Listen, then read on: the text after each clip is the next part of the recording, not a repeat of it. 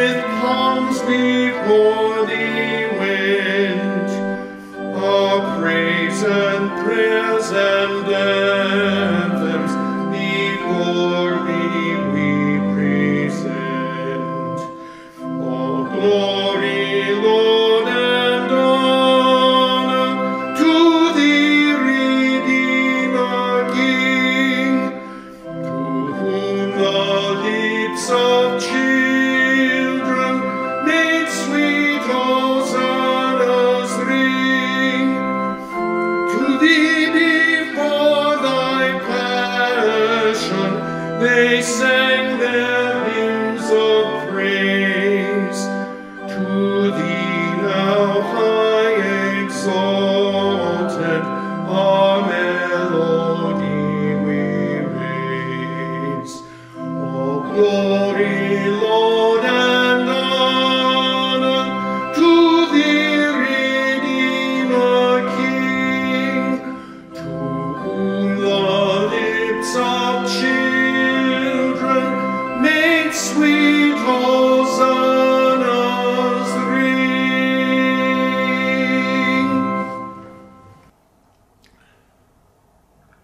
Palm Sunday is this annual celebration in the church of the arrival of Jesus into Jerusalem, riding in a donkey with people throwing palms and laying palms before him as he comes into a triumphal entry into the city, being hailed as the King, the Messiah.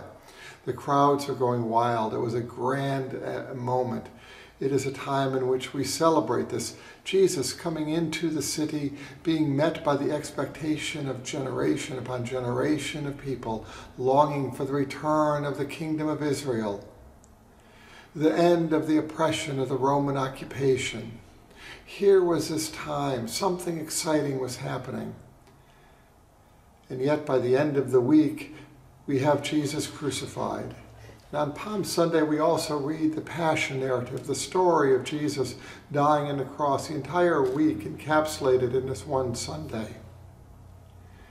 It is the expectation that we bring to God, that we bring with our hopes and our prayers, and yet how God actually responds is oftentimes different than what we originally hoped. We oftentimes want a solution to end the symptoms of our lives, and Jesus, in the presence of God, comes to cure the very core of our being.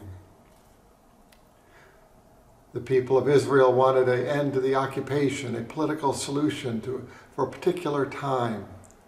Jesus came to heal the human condition, the longing, the suffering, the way in which we find ourselves disconnected from each other and from God, to transform our even understanding of life and death, those things that separate us, isolate us, to bring a meaning, to bring to the very core of our being the power of God's love,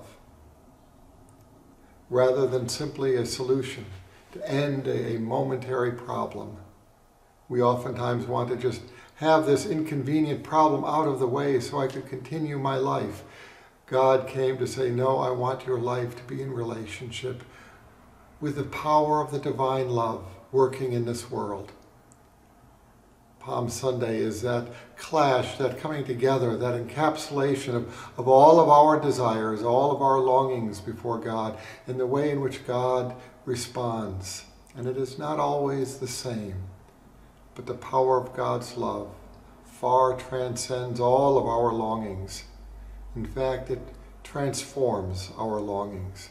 And Palm Sunday is that great intersection where our prayers are met, the power of God is present in our life, and we claim that with great expectation and excitement, but also the awareness that God's response, God's love, will go to the core of our being, the core of our isolation, the core of our disconnect, the core of our wounds and anger and hurt, the core of our very being, to touch us, to heal us, to make us whole again.